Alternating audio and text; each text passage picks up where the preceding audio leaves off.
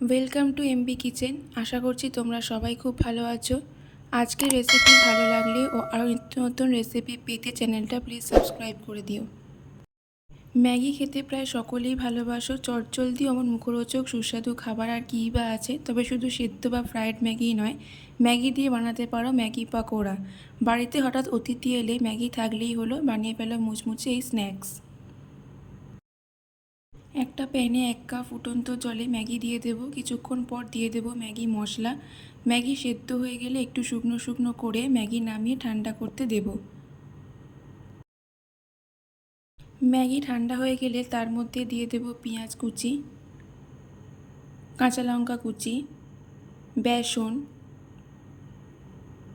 Kashmiri red chilli powder, জিরে গুঁড়ো, নুন সব কিছু দিয়ে ভালো করে মেখে নিতে হবে।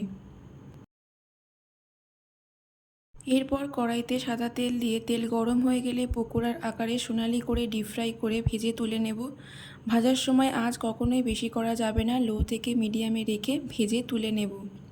সস বা মেয়োনিজের সাথে গরম গরম পরিবেশন করো ম্যাগির পকোড়া বা নুডলস পকোড়া। আমাকে নিচে কমেন্ট বক্সে অবশ্যই লিখে জানিও তোমাদের কেমন লাগলো আজকের রেসিপি। ভালো লাগলে প্লিজ লাইক, শেয়ার, সাবস্ক্রাইব করতে ভুলবে না।